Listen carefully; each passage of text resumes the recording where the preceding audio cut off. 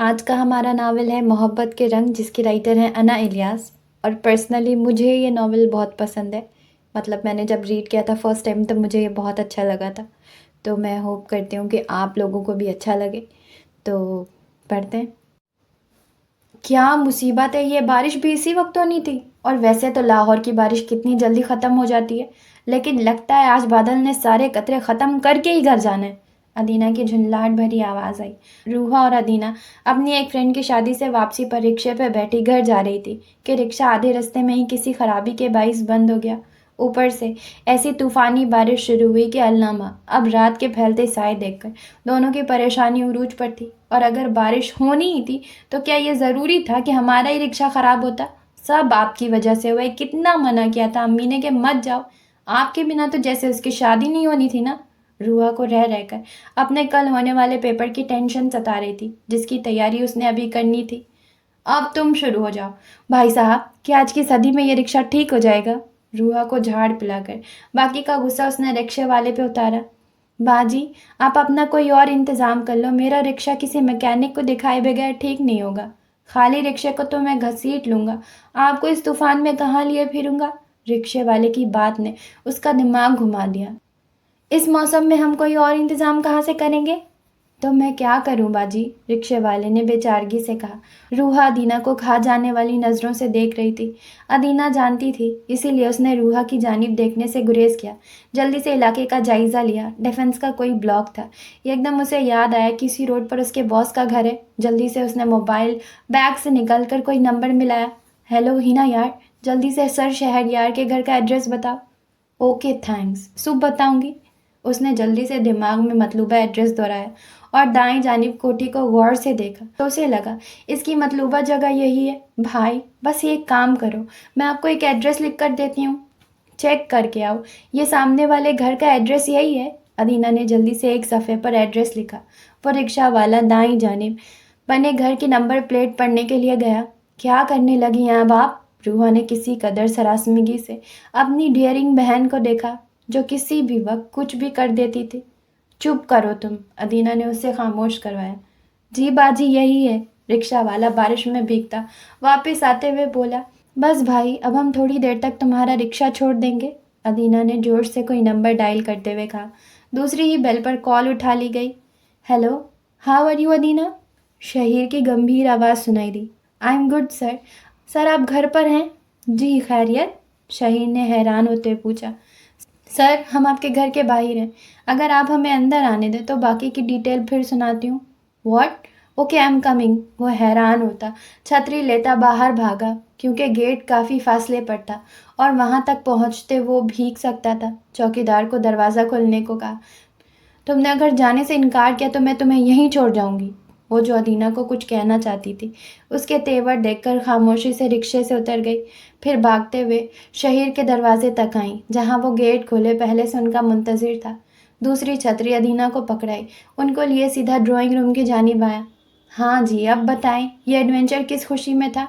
शहीर ने उनको बैठने का इशारा किया। रूहा तो उसका ड्राइंग रूम देखकर दंग रह गई, जहाँ की एक एक चीज़ लाखों की मालूम होती थी। अदीना के लिए ये सब नया नहीं था, क्योंकि वो यहाँ पहले भी आ चुकी थी। एक्चुअली सर, इसी ब्लॉक में मेरी एक फ्रेंड की शादी थी। वापसी पर रिक्शा आपके घर के बाहर ख़राब हो गया। अब इतनी बारिश में दूसरी सवारी कैसे मिलती? सो मैंने सोचा कुछ देर आपके यहाँ बैठ जाएं।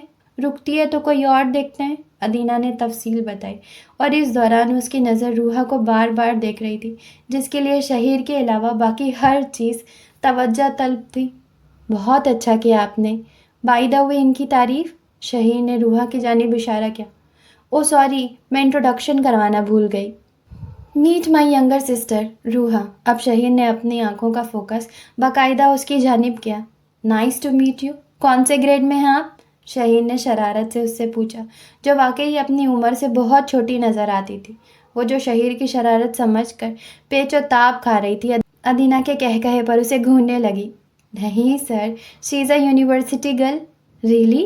साफ लग रहा था कि शहीर मसनूई हैरत का मुजाहिरा कर रहा था अपनी छा जाने वाली पर्सनालिटी के साथ, जिसमें 6 फीट से निकलता कद, काली गहरी चमकदार आंखें, खड़ी नाक और हल्की सी शेव, सब उसकी पर्सनालिटी को कॉम्प्लीमेंट करते थे। आप लोग बैठे, मैं अपनी मदर को लेकर आता हूँ। क्या लेंगे आप लोग इस वक्त? जूस, चाय?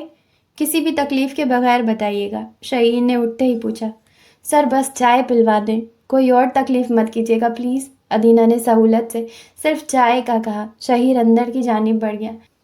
ये सच में ये इतने काइंड है या आपके लिए कोई स्पेशल ऑफ़र है? रूहा ने मशकूक नज़रों से अदीना को देखते हुए पूछा। शट अप डफर, सर सबके साथ इतने ही नाइस हैं और वैसे भी हम यूनिवर्सिटी फेलो रह चुके हैं, सो इस वजह से भी मेरी फ्रैंकनेस है। इतनी देर में वो अपनी माँ को लेकर आया, तारुफ करवाया तो वो रूहा को देखकर निसार हो गई। शफाफ गंदमी रंगन, पतले से होंठ और सबसे नुमाया उसकी ऊपर को मुड़ी घनेरी पलकें थी जो उसकी मासूमियत में इजाफा करती थी। कुछ देर बैठकर बातें करके जब वो उठी तो बारिश थम चुकी थी, मगर उतरते वक्त बैक व्यू मिरर से शहीर की नज़रों ने जितना उसे डिस्टर्ब किया था, उसने उतरते हुए उसे छिछोरा का लक़ब दिया। अदीना और रूहा 3 बहनें थीं। उनके वालिद अबरार साहब दिल के मरीज़ होने की वजह से कोई काम करने के नहीं थे। रिटायर्ड सरकारी मुलाजिम थे। अच्छे वक्तों में अपना घर बना लिया। पेंशन और एक दुकान पर गुजर बसर थी। बेटियां सब स्कॉलरशिप पर पढ़ लिख गईं। सबसे बड़ी बिस्मा ने MA इकोनॉमिक्स किया और साथ ही उसकी शादी अबरार साहब के दोस्त के बेटे से हो गई। अच्छे खाते पीते लोग थे। दूसरे नंबर पे अदीना थी जो MBA के बाद जॉब कर रही थी। उसका निकाह खाला के बेटे के साथ हो चुका था जो ऑस्ट्रेलिया रहता था। अदीना का वीज़ा नहीं लग रहा था, सो अदीना ने जॉब शुरू कर दी थी। सबसे छोटी रूहा IR में मास्टर्स कर रही थी। अभी उसका फर्स्ट सेमेस्टर चल रहा था। शहीर अपने वालिदैन आसिया और रज़ाक साहब का इकलौता बेटा है। एक बहन है ज़ुनैरा जो अपने शौहर वली और 2 बच्चों के साथ मुल्क से बाहर जर्मनी में। शहीर MBA के बाद अपनी गारमेंट्स फैक्ट्री खोलता है जिसमें वो ज़्यादातर अपनी यूनी के टॉप स्टूडेंट्स को चांस देता है, जिनमें अदीना भी थी। शहर के मिल ओनर में उनका शुमार होता था। रूहा यार, ये डाइजेस्ट छोड़ो और मेरे साथ किचन में आओ, शहीर की मम्मी आई हैं। अदीना तेज़ी से कमरे में दाखिल होते ही बोली। क्या? वो क्या करने आई हैं? रूहा हैरत से चिल्लाई। बेवकूफ़, आहिस्ता बोलो, हमारा घर इतना बड़ा नहीं है कि एक कमरे की आवाज़ दूसरी जानिब ना जाए। अदीना ने दांत पीसते हुए गुर्का। मैं ये मान नहीं सकती कि आपको पता ना हो। सीधी तरह बताएं, नहीं तो मैं आपके साथ किचन में नहीं जाऊंगी। अदीना ने उसकी धमकी पर उसे खा जाने वाली नज़रों से देखा। 007 की अम्मा ना बनो, सीधी तरह चलो। बता रही हैं या? रूहा ने उसे जिज किया। तुम्हारा रिश्ता लाई हैं शहीर के लिए। क्या? रूहा की चीख का गला बरवक्त अदीना ने उसके मुंह पर हाथ रखकर दबाया। क्या हो गया है? तुम्हें मरवाओगी क्या? वैसे ये खुशी की चीख थी या सदमे की? अदीना ने उसके मुंह पर से हाथ हटाते हुए कहा। ऑफ कोर्स सदमे की। उस छिछोरे की इतनी हिम्मत! रूहा का तो बस नहीं चल रहा था कि शहीर का दिमाग दुरुस्त कराए। व्हाट नॉनसेंस रूहा, दुनिया मरती है उस पे, इतने डिसेंट है वो। अदीना ने किसी कदर बुरा मानते हुए कहा। तो वो क्यों इस दुनिया पर नहीं मर गया? रूहा ने बुरा मनाते हुए कहा। अच्छा, अभी तो मेरे साथ चलो या अम्मी को बुलाऊं? अदीना ने घुरकते हुए कहा। जैसे ही वो चाय के लवाजमान से भरी ट्रॉली लेकर ड्राइंग रूम में एंट्री हुई, शहीर की मम्मी और डैडी ने खड़े होकर उसका इस्तकबाल किया। वो चाय की ट्रे टेबल पर रखकर उनकी मोहब्बत पर शर्मिंदा होकर उनसे मिलने को खुद आगे बढ़ी। शहीर की मम्मी ने बैठते हुए उसे अपने पास ही बैठा लिया। चाय खुशगवार माहौल में पी गई। वापस जाने से पहले शहीर की मम्मी ने उसके हाथ पे हज़ार हज़ार के कितने ही नोट रखे। अरे बहन जी, अभी ये मत करें, हमें सोचने का तो मौका दीजिए। दामादों से बात करके हम जल्द ही आपको जवाब देंगे। रूहा की अम्मी ने रूहा से पैसे लेकर वापस पकड़ाते हुए कहा। अरे नहीं बहन, ये तो हम वैसे ही अपनी बेटी को दे रहे हैं, आप इत्मीनान से सोचें, लेकिन जवाब हमें हाँ में मिले। शहीर की मम्मी ने रूहा को साथ लिपटाते हुए कहा। इंशाअल्लाह। सबके मुंह से बेइख्तियार एक ही लफ्ज़ निकला। अगले कुछ दिन रूहा की ज़िंदगी के सबसे मुश्किल दिन थे, क्योंकि अगले दिन ही उसके अम्मी अबू शहीर से मिलाए। उसी रात दामाद को तफसील बताई। मूसा जिसके साथ अदीना का निकाह हुआ था, वो अदीना के तौसत से शहीर को बहुत अच्छे से जानता था, सो उसने तो फ़ौरन रजामंदी दे दी। जबकि बिस्मा और उसका शौहर रमीज़, जो कि कराची रहते थे, 1-2 दिन में ही लाहौर आ गए। शहीर से मिलकर इत्मीनान किया और उन लोगों को हाँ में जवाब दे दिया।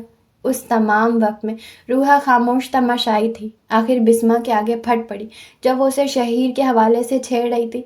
अदीना भी पास बेड पर बैठी लैपटॉप पे ऑफिस का काम कर रही थी।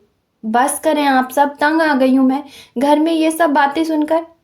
नहीं करनी मुझे किसी से शादी, गुस्से में बिस्मा को टोकती वो हाथों पर चेहरा झुकाकर रो पड़ी। बिस्मा तो उसके रिएक्शन पर शॉक्ड रह गई, जबकि अदीना की हालत में रत्ती बराबर फर्क नहीं आया।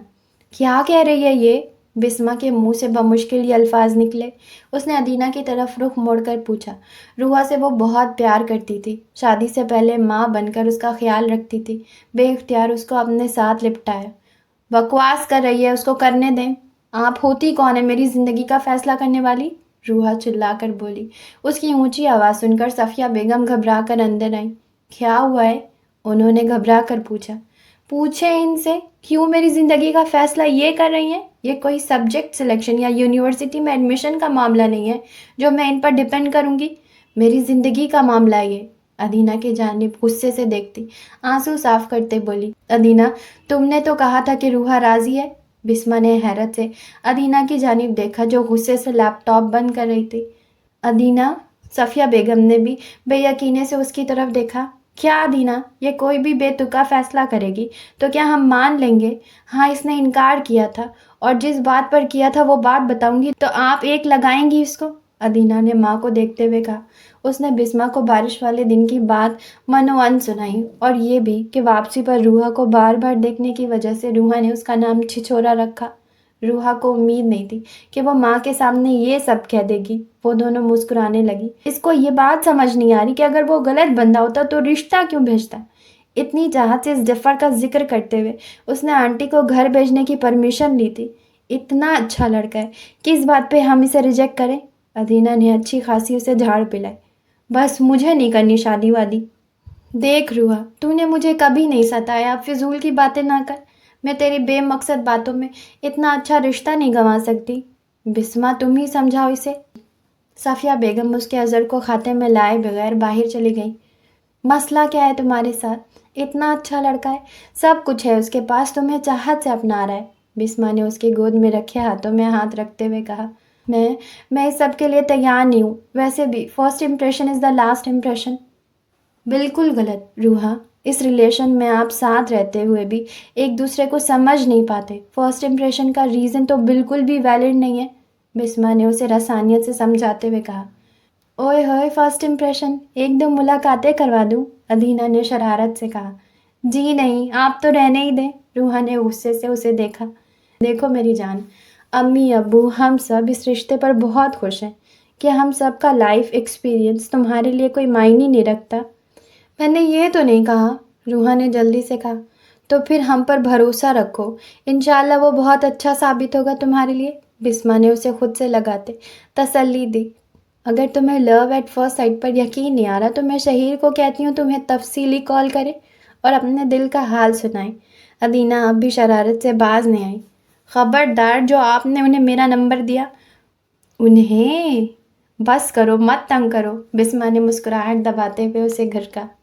क्या? सच में अपिया, ये रिश्ता मेरा हार्ट फेल करवाएगा। रूहा रोने वाली हो गई। निकाह की खबर सुनकर रिश्ता तय होते ही महीने बाद मंगनी की डेट फिक्स हो गई, और अब मंगनी से एक हफ्ता पहले शहीर के घर वालों की तरफ से निकाह की डिमांड आ गई। हाँ, ऐसे नहीं कहते। देखो जानी, उनकी रीज़न भी जेन्युइन है। अब उसकी बहन कम अज़ कम 2-3 साल तक दोबारा पाकिस्तान नहीं आ सकती, तो निकाह का इवेंट ही तो सबके लिए ज़्यादा इम्पोर्टेंट होता है। अगर वो इस मंगनी को निकाह में बदल देते हैं तो हमें एतराज़ नहीं करना चाहिए। बिस्मा, जो उसकी मंगनी के लिए आई थी, उसे समझाते हुए बोली। हाँ, अभी वो निकाह कह रहे हैं, फिर उसी दिन रुखसती का भी कह देंगे। आप सब तो वैसे भी मुझे निकालने को तैयार बैठे हैं। अपने दिल की भड़ास निकालते आखिर वो घुटनों में सर दिए रो पड़ी। वो सब बाजार से आकर अभी लाउंज में बैठी ही थी कि शहीर के घर से निकाह करने का फ़ोन आ गया। अगर तुम्हारी यही ख्वाहिश है तो मैं शहीर को कहती हूँ कि रुखसती भी करवा लो। अदीना के शरारती अंदाज पे रूहा को गोया मिर्चें लग गई। इनको चुप करवा लें, बिस्मा को कहते हुए उसने अदीना की जानिब इशारा किया। कुछ नहीं होता यार, चेयर अप। उसने अदीना को घूरते हुए रूहा को प्यार से अपने साथ लगाया। कब उसने हिजाब को कबूल किया वो नहीं जानती, बस उसे यही डर लगा हुआ था कि कहीं रुखसती का ऑर्डर ना जाए। निकाह की तकरीब शहीर की फैमिली ने दीवाने ख़ास में अरेंज की हुई थी। उसका मानना ये था कि लड़की के घर वालों पे कोई बोझ नहीं डालना चाहिए। कुछ पसोपेश के बाद रूहा के पेरेंट्स मान गए। निकाह के बाद जब रूहा को शहीर के साथ बिठाने के लिए लाया गया तो रूहा के चेहरे पर अलग से रेड कलर के दुपट्टे का घूंघट कराया गया। रूहा का dress of white Rajasthani frock और रेड चूड़ीदार पजामा था, जबकि दुपट्टा भी ऑफ वाइट था। शर्ट और दुपट्टे पर रेड काम हुआ था। शहीर ऑफ वाइट शलवार कमीज पर ऑफ वाइट वास्केट पहने हुए बेहद डैशिंग लग रहा था। जैसे जैसे रूहा बहनों का हाथ थामे आगे बढ़ती जा रही थी, शहीर के दिल की धड़कन भी बढ़ा रही थी। और बैकग्राउंड पे मुमना मुस्तहसिन और दानियल जफ़र की आवाज़, मैं यहाँ हूँ मुंतज़िर, तुम वहाँ हो बेखबर, और हल्के हल्के से मन चाहे मांगा जिसको वो मिल जाए, ये रात थम जाए 100 साल को, और एक हो जाए हम तुम। माहौल को मेस्मराइज कर रही थी। शहीर अपनी जगह से खड़ा हो चुका था। जो ही वो स्टेज के करीब आई, शहीर ने आगे बढ़कर उसका हाथ थामा और उसे स्टेज के ऊपर आने में मदद की। जीजा जी, घूंघट उठाएं। शहीर अदीना की आवाज़ पर उसके सामने मुस्कुराता हुआ खड़ा हुआ, और जैसे ही घूंघट उल्टा, सबकी तालियों के बीच साथ ही स्टेज पर तरतीब से चारों जानिब लगे वेडिंग फाउंटेन्स चल पड़े। रूहा को देखकर शहीर बस इतना ही कह पाया, स्टिंग ब्यूटी। दोनों साथ साथ बैठे बेहद खूबसूरत लग रहे थे। माशा अल्लाह, मेरी भाभो तो बहुत ही प्यारी हैं। अब समझ आया ये ग्लेशियर पिघल कैसे गया। जुनैरा ने स्टेज पर आते हुए रूहा और शहीर दोनों को मुखातिब करते हुए कहा। बढ़कर रूहा की पेशानी चूम ली। शहीर ने मोहब्बत पाश नज़रों से रूहा को देखा, फिर हाथ बढ़ाकर उसकी बिंदिया ठीक की जो रूहा के प्यार करने से अपनी जगह से हट गई थी। शहीर के हाथों के लम्ब से रूहा अंदर तक काम गई। जीजा जी, जितने आप फांस जा रहे हैं, हमें डर है कहीं आज रुखसती भी ना करवा लें। अदीना ने रूहा के दिल का सवाल किया। हो भी सकता है, आपकी बहन के तेवर मेरी नीयत ख़राब कर रहे हैं। शहीर की मुस्कुराती आवाज़ में दिए जाने वाले जवाब ने रूहा के औसान खता कर दिए। उसने बेयकीन नज़रों से शहीर की तरफ देखा, जिसकी मुस्कुराती आंखों में शरारत थी। रूहा ने वापस नज़रें झुका ली, मगर दिमाग रुखसती वाली बात पे अटक गया था। जैसे ही सब खाने की तरफ मतवज्जा हुए, उसने आहिस्तगी से रूहा का हाथ थामा और अपनी बास्केट की जेब में नहायत खूबसूरत अंगूठी उसके दाएं हाथ की तीसरी उंगली में पहना दी। रूहा तो जी जान से कांप गई। डोंट यू वरी रूहा, वो सिर्फ एक मजाक था, मैं ऐसा कुछ नहीं करने वाला। शहीर ने उसकी खूबसूरत झुकी नज़रों को देखते हुए कहा। वो उसकी आंखों में मौजूद खौफ देख चुका था। रूहा ने बेख्तियार उसकी जानिब देखा। ट्रस्ट मी, शहीर ने उसका हाथ दबाकर यकीन दिलाया। थैंक्स, रूहा ने बमुश्किल कहा। फंक्शन ख़त्म हुआ तो शहीर ने रूहा को उसके घर छोड़ने का कहा। उनमें रिश्ता भी ऐसा मजबूत था कि किसी को एतराज़ ना हुआ। सब ने उनके गाड़ी में बैठते ही हुडिंग की। शहीर मुस्कुराता हुआ गाड़ी बढ़ा ले गया। रूहा, मुझे अदीना ने आपके फ़ोन एंड मैसेजेस पर कांटेक्ट न करने का कंसर्न बताया। I like your approach. Shaheer ने गुफ्तगू का आगाज़ किया, लेकिन दूसरी जानिब खामोशी थी। आपको हॉकी पसंद है या क्रिकेट? जी।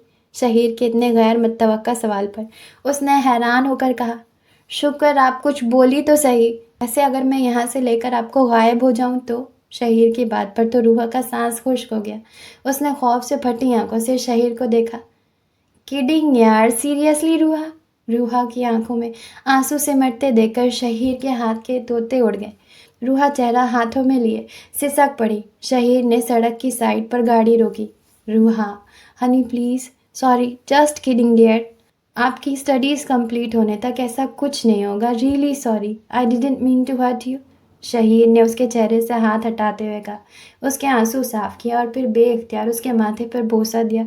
बड़ी मुश्किल से उसने अपने जज्बात पे कंट्रोल किया और सीधा होते हुए उसके हाथ छोड़ दिए। शहीर की इस हरकत पर पहली मर्तबा रूहा का दिल उसकी जानिब खिंचा। एक्सट्रीमली सॉरी, शहीर ने कार स्टार्ट की।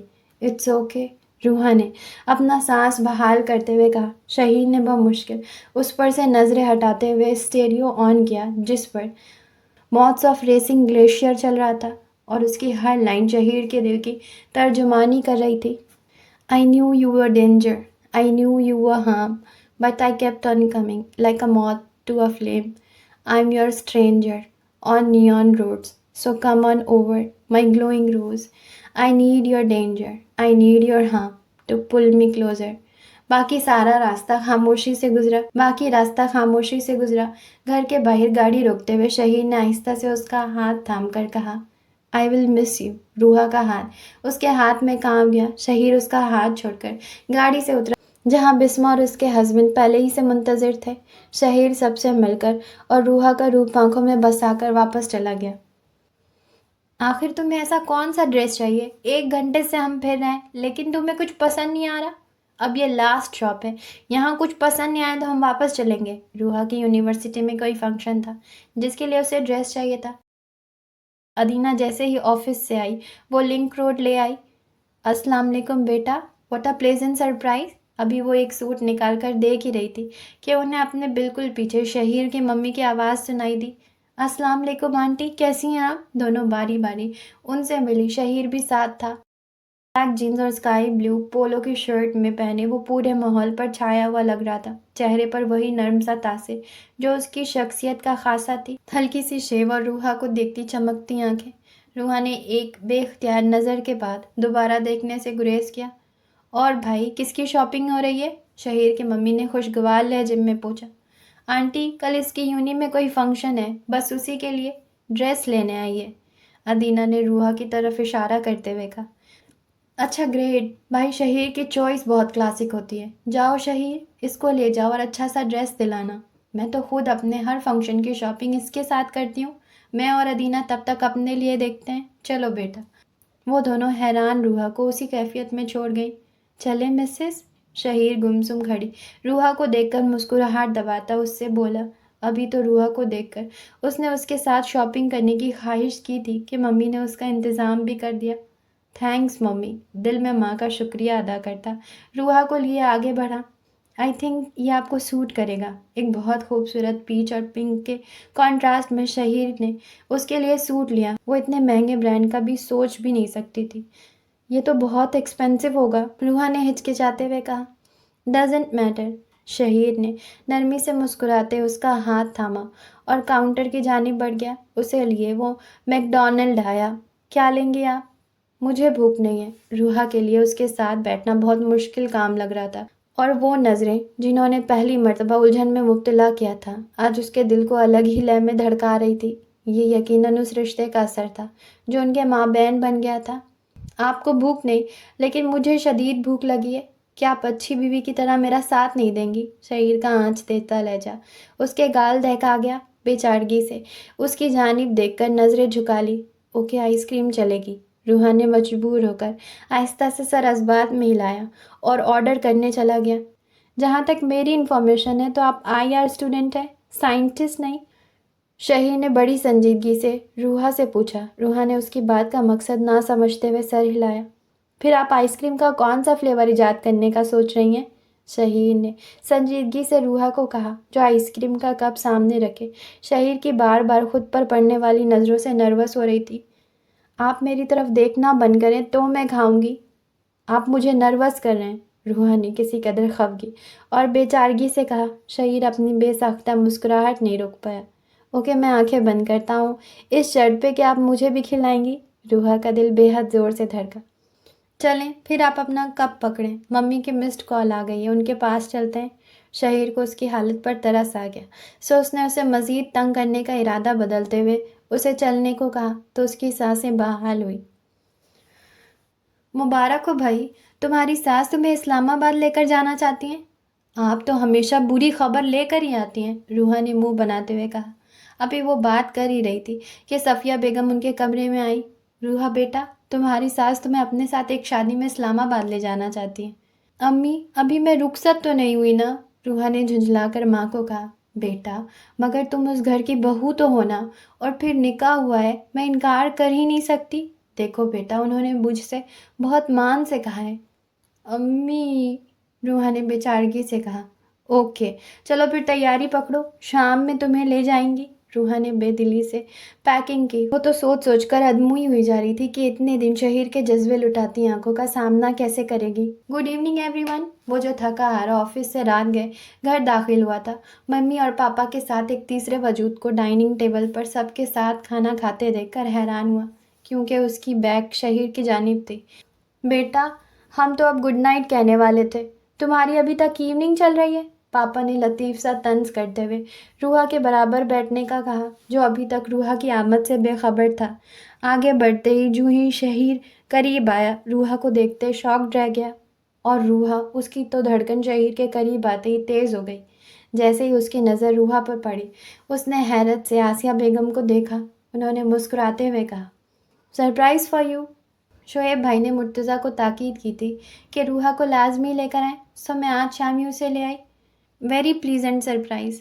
मैं फ़्रेश होकर आता हूँ, फिर आपको डिनर पे ज्वाइन करता हूँ। आसिया बेगम के बड़े भाई इस्लामाबाद में रहते थे, जिनके बेटे की शादी के लिए उन सब ने कल सुबह निकलना था। जैसे ही शहीर अपने कमरे की जानिब जाने के लिए बढ़ा, जो कि ऊपर के पोर्शन में था, तो रूहा की सांस बहाल हुई। उफ, इस बंदे के सामने इतना क्यों घबराती हूँ, खुद को मलामत करते उसने सोचा। शहीर के आने से पहले उसने जल्दी जल्दी खाना ख़त्म किया। अरे बेटा और लो ना, तुम तो चिड़िया जितना खाती हो, शहीर के पापा ने उसको उठते देखते हुए बोला। बस अंकल, मैं इतना ही लेती हूँ। अंकल नहीं, पापा, ओके। उन्होंने कुर्सी से उठते मोहब्बत से उसके सर पर हाथ फेरते हुए कहा। और मुझे मम्मी। मम्मी गालिबन शहीर के इंतज़ार में बैठी थी। पापा, आप इस वक्त चाय लेंगे या कॉफ़ी? रूहा ने जल्दी से उनसे पूछा। वाह भाई, ये होती हैं बेटियाँ। बेटा, कॉफ़ी चलेगी, उन्होंने मुस्कुराते हुए बताया और अपने कमरे की जानिब बढ़ गए।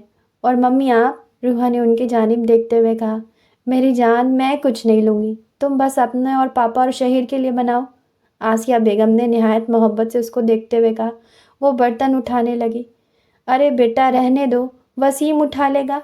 आसिया बेगम ने रूहा को बर्तन उठाते देखकर टोका और मुलाजिम लड़के का नाम लिया।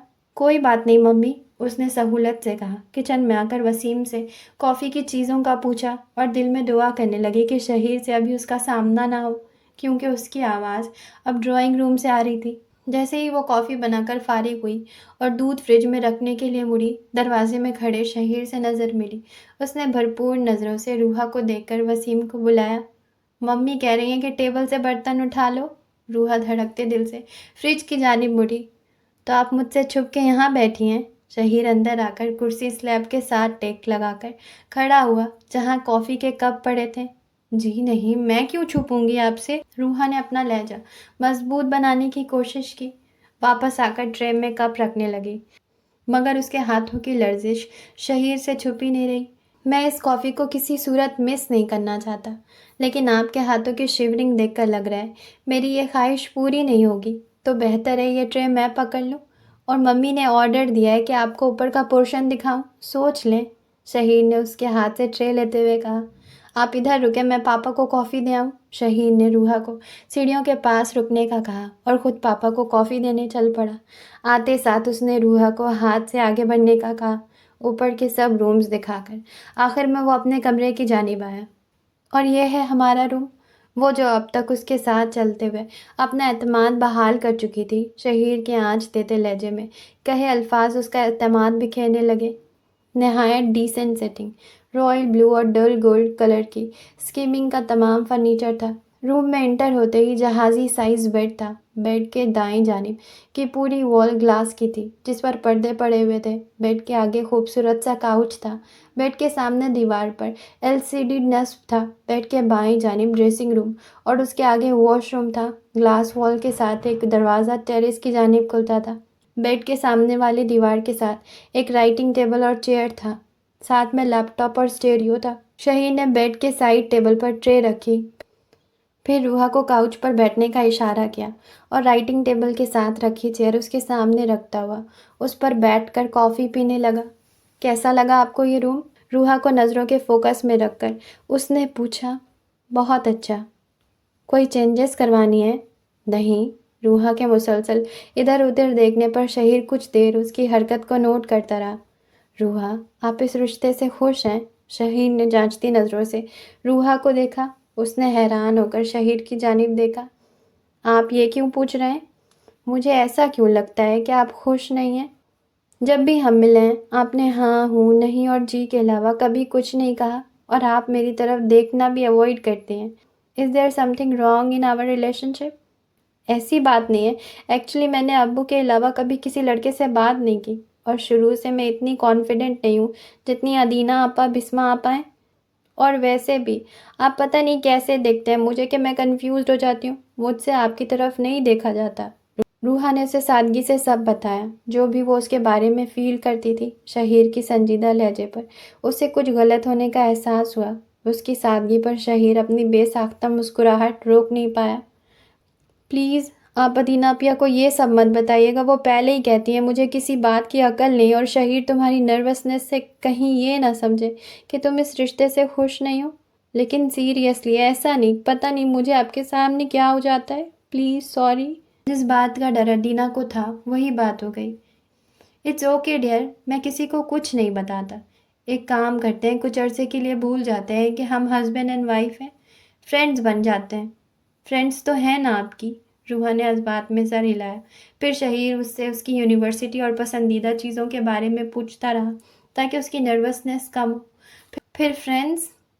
कुछ देर बाद जब वो सोने के लिए उठने लगी, शहीर ने उसके सामने अपना दायां हाथ फैलाते हुए कहा, वो तो हम बन गए ना। रूहा ने उसके पहले हाथ से नज़रें चुराते हुए कहा, नहीं भाई, हाथ मिलाते हैं तो सही फ्रेंड्स बनते हैं।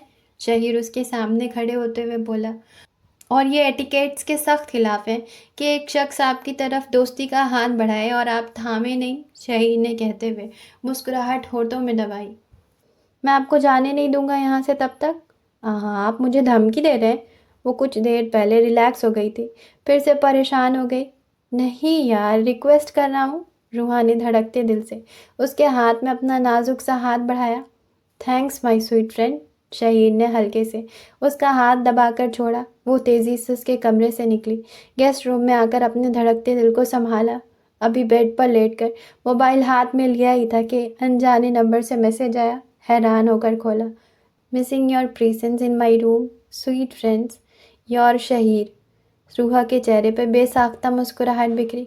फिर अपनी बेस्ट फ्रेंड शान से, जिसके साथ वो अपनी हर बात शेयर करती थी, उसे आज की रौदात सुनाई। तो ये था हमारे नॉवल का फर्स्ट पार्ट।